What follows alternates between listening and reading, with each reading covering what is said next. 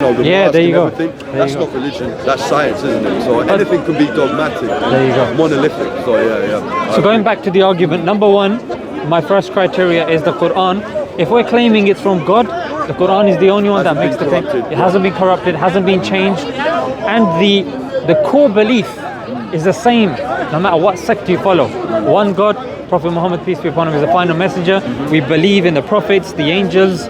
Amantu billahi wa malaikatihi wa kutubihi, the books, the angels, wa rusulihi wal yawmil akhir, the day of judgment. All good and bad is from Allah, destiny, etc., etc. Yeah, we got 6 articles of faith. Every Muslim will accept this. But when you ask a Christian, it's different. Like last week, a Christian was telling me, the New Testament. Do you get into big debates with Christians here? To be honest, Joe, with me, I'm not here to You're not being combative. Yeah, I'm here because the thing is, I believe the veracity of Islam, and if I believe in the veracity of Islam so much, I'm going to let my argument do the talking. And you got the people that can make their own decisions. The thing is, ultimately, Joe, I believe that guidance isn't going to come from me. I can't change your mind. And even when you look psychologically, some of our best thinking is done unconsciously. Let's just say you're high, because cigarettes or alcohol or whatever, and the high is wearing off, and I don't know, you're just looking out the window, you're staring at a tree. Sometimes when you're by yourself, you look around, and I believe that if you're sincere, Joe, then our conversation will come to you in a different light at that moment. I'm not just relying on this dialogue, and the thing is, I'm not so arrogant to believe that I can change you or change anybody here. I believe that the God that I worship, the God whose commands I follow, it's Sunday, mate. I'm a handsome guy, I could be out there, I could be doing whatever, but I'm here and I'm telling people about this. I'm gonna get no reward from you. You know what I'm saying? You're not paying me, I'm not getting paid by anybody, but it's something that I genuinely believe that if you're depressed, or if you lose a loved one, or if you're heartbroken, I genuinely believe that Islam will help you in those moments. And I've seen with a lot of people, we have to pick up the pieces. We have to pick up the pieces. People are upset, they're depressed, and after something's happened, we're very reactive. But the Chinese have a good kind of philosophy, which is be proactive. Preventative medicine. There's a lot of good stuff from Confucius.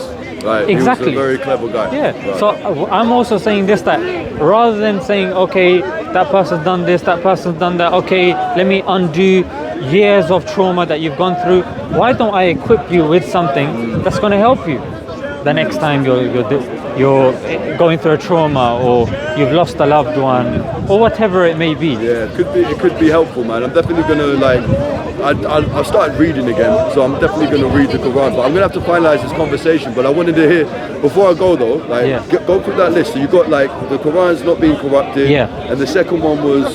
So the Quran's not being corrupted. We can trace it back even by non-Muslim sources. Number 2, looking at the veracity of the Prophet, analyze his prophecies. There's a very good book, it's a free book, you can get it from that table, called Forbidden Prophecies.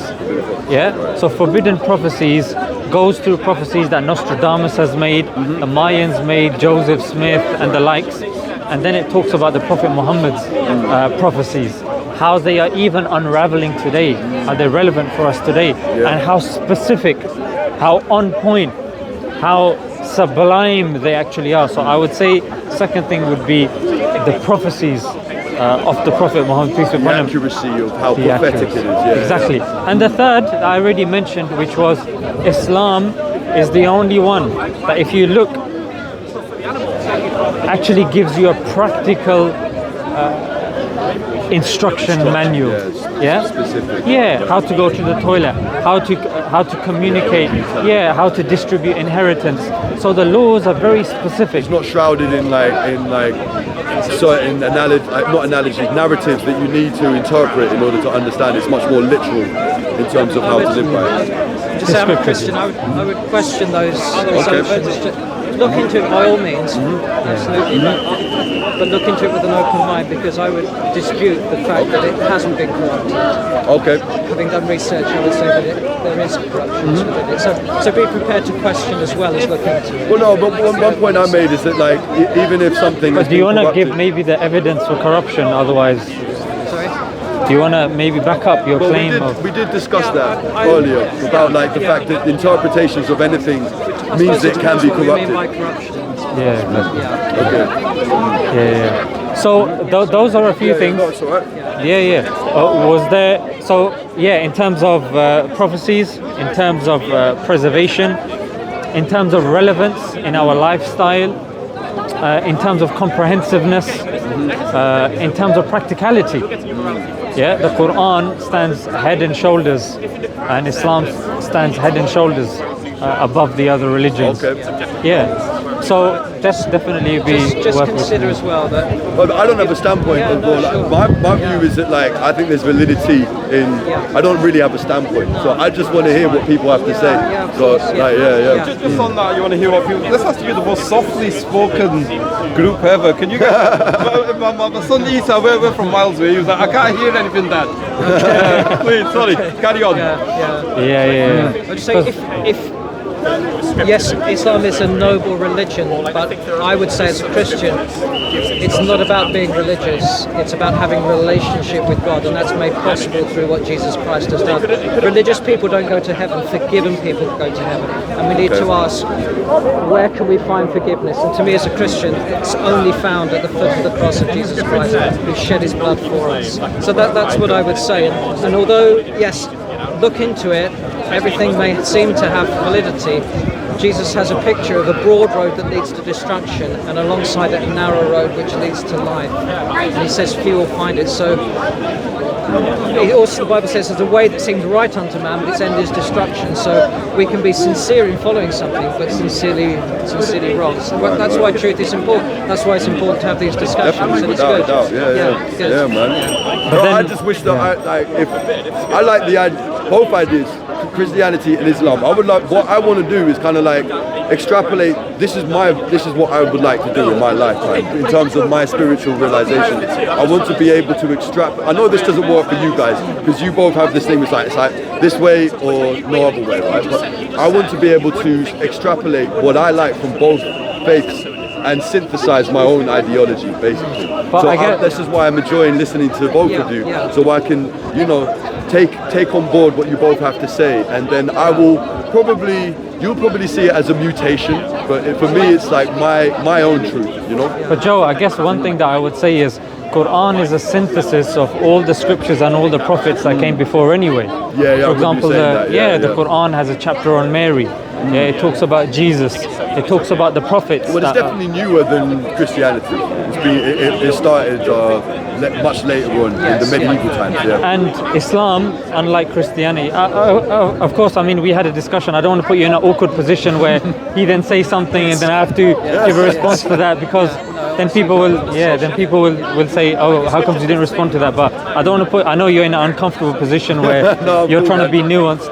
That was what we say as Muslims. Of course, there's fundamental differences between Islam and Christianity. Like, sorry, what's your name? Yeah, Mark. Mark, yeah. So Mark was saying that, they believe that you have to go through Jesus and Jesus died for everybody's sins, etc., etc. But of course, we do have a counter, but we can maybe discuss after our discussion comes to a conclusion. But yeah. Those are a few things. You can get forbidden prophecies. It's on that table. It's on that table. Yeah. It's free, so just grab that. I'm gonna grab that for sure, man. That's definitely worth looking into. You've got the Quran already. It's great. Now that I lost my phone, I'm reading books again. It's great. So like I was glued to my screen, and yeah, man, it's pleasure meeting you both, man. What's your name again? My name is Zeeshan. Zeeshan, yeah? Zeeshan. And yours is Mark, yeah? Joe. Alongside that, could I give you a gospel of blue? Yeah, definitely. For sure. I've been reading like the New Testament, the Old Testament, like a little bit, yeah. Brother, can you get forbidden prophecies from that table, please? My point is that like I don't have like a stance on religion. as such, but I value it, and I value what you both have to say. You know what I mean? And I know that might sound like I'm an agnostic, but I just want to. Yeah, that's where I'm at the moment. Yeah, but I'm gonna read that Forbidden Prophecies. I've got the Quran as well. I got it off someone else. Yeah, man. So pleasure. It's a really good book. It's a really good book. Check it. Yeah. Cool, man. Pleasure to meet you. Nice to meet you, Yeah, Joe. man. I'll be here, and not next week, maybe the week after next week. Okay. No, Yeah, I'm definitely going to come very regularly. So I'll probably see you guys again. Yeah, Sounds man. good. No doubt you guys are going to get into it. It's just a discussion. Just a discussion, I might sharing come back ideas. and observe in a bit. Yeah. Yeah, Cool. sounds good. See you in a bit. All right, Mark. Yeah, I think the first point was about the Quran you were sharing with your friend. I think for me as a Christian, I became a Christian at university. I studied religious education, and then I had to teach the Quran for A level. So I did read the Quran then at that time. Didn't read it then for quite some years, but in recent years I've come back to reading it. I suppose my difficulty with it is that it claims to confirm that which has gone before, the Torah and the Injil, and yet when I read it, it doesn't confirm. It seems to conflict and contradict with what has gone before. So I think that's one of my major difficulties when coming back to read it. Oh, so you're saying your issue